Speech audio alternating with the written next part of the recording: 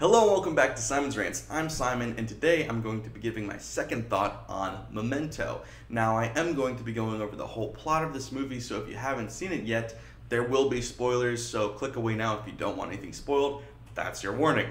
Now, also, if you don't know, Memento is Christopher Nolan's second film, but it is his first full-length Hollywood quality film. It's still not a big budget film per se, but it has actual Hollywood actors in it. It's got professional grade camera work and all of that. In last week's video as well, I kind of talked about how following, you kind of notice that he's not really sure of himself yet. He doesn't quite know what he's doing in some areas yet. This film, it really does feel like he is actually Nolan, and from this point on, he's got the same characteristics. They may develop over time a little bit, but he's fully found himself as a director by the time of this film. It's a pretty basic plot on the surface. This man breaks into the main character, Guy Pearce's house, and rapes and murders his wife, and so Guy Pearce wants to then get revenge, chase this guy down, and kill him. His whole motive, his whole reason for being alive now, is to kill this man. Now, that might sound like a pretty standard revenge film, something along the lines of like Taken or Count of Monte Cristo, something like that, something that's been done a lot and isn't really that interesting. Personally, I'm not really into revenge flicks. Even though they were good movies, I just didn't care for them because revenge movies to me just aren't that interesting. However, this movie is extremely interesting because of one major detail that I didn't mention yet. The main character doesn't have short-term memory due to an injury that he sustained during the attack at the beginning of the plot I just mentioned. That makes this film be played in reverse order. They show the scenes in reverse order so that you don't have any memory of what's already happened. If there's a character that's been introduced, you won't know them yet. If there's a plot point that we've seen, you won't know that yet until you get back to the beginning or the end of the movie. It's toned out of order, something that Christopher Nolan loves to do, but in this, it's such an original way of doing it. It's simply brilliant. It's the reason that people start noticing Nolan and calling him a genius. I guess you could argue that telling it in reverse order is a bit of a gimmick, but it's done so well in this movie that it doesn't feel like a gimmick. It's honestly one of the best written movies I've ever seen in my life. The plot twist of this movie is pretty basic. You might see it coming, but that doesn't take away from its rewatchability because the story's so good. A lot of these plot twist movies, like The Sixth Sense, you see it once, you see it twice, you're kind of done. Because The Sixth Sense, you go, oh, plot twist, let me go rewatch it so I can see everything I missed. And then you see everything you missed in the first rewatch and you go, oh, this is kind of dumb, I don't really want to see this again, and you move on. This isn't like that.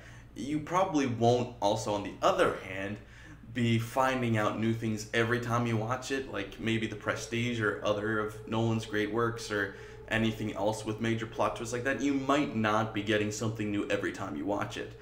You'll probably only get something new the first few times, but that doesn't make it less entertaining because it's so well acted, so well written, and it's just such an interesting story. It's such a unique kind of story that you don't mind that twist being revealed to you already, because like I said, it is a pretty basic twist. For those of you who don't know, you find out Guy Pearce, his character, well, there's multiple layers to it. I'm just going to go over the simpler stuff because if I get into the whole Sammy Jenkins thing, it's kind of complicated for a short video, but if you've seen it, you know what I'm talking about.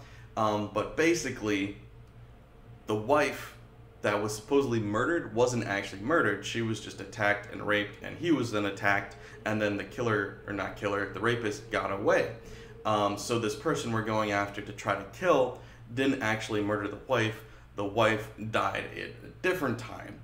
But because Guy Pearce has no short-term memory, he's made up his own story.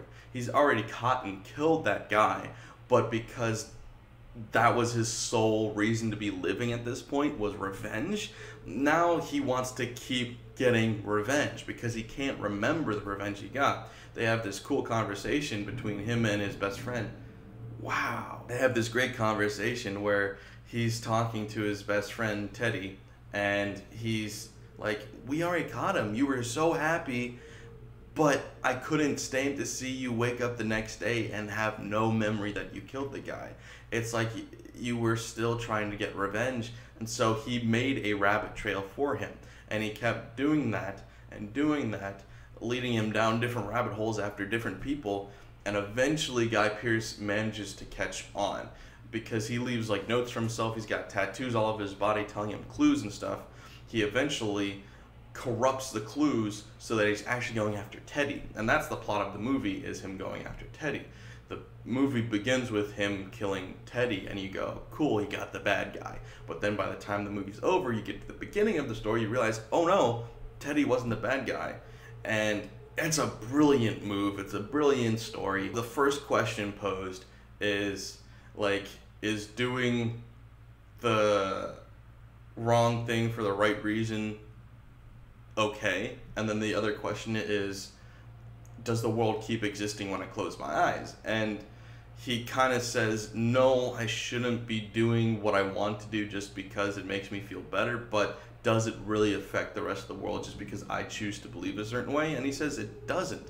So it's a really interesting story, because he's not wrong, but he's definitely wrong. And so he's kind of just tweaking the truth to match himself, to do whatever he wants.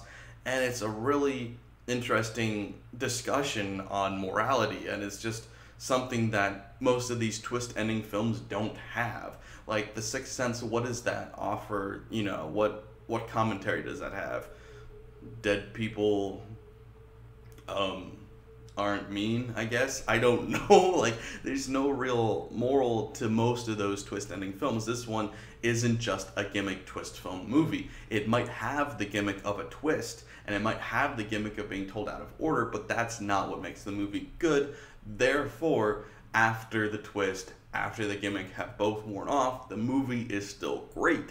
And that's why I love it so much. That's why Nolan is so great, because he can come up with a story, he can come up with a film like this. It's considered one of the greatest movies of all time for good reason. Unfortunately, a lot of casual viewers have never heard of it, never seen it, because it was more of an indie film, it was more of an artsy film, and even people who know about Christopher Nolan now, they kind of pretend like his career began with Batman Begins, which isn't true. And next week I'll be talking about Insomnia. That's another great movie that's overlooked. So if you like Nolan, but you haven't seen all of his movies, this is one of his best. Some would argue it is his best. My personal favorite is The Prestige, but this is close behind it in a lot of respects. And if you have no idea who Nolan is, well, he did Batman, he did The Dark Knight, you should know who he is. But this is a phenomenal movie, and you should get into Christopher Nolan because he's phenomenal. His movies are great, and this is one of his best. And even if you don't like Nolan in general, you should just see this film just because it is so impactful on the world of movies. I can't say enough good things about it. If that plot sounded interesting to you and you haven't seen it for whatever reason, you should check it out. What do you guys think of it? Let me know in the comments below. And of course, don't forget to like, share, and subscribe. Like I said, I'm going to be going through the Nolan movies. So next week is Insomnia. But if you guys want me to talk or review any other movie, let me know in the comments below and I'll get to it. Thanks, guys. Bye.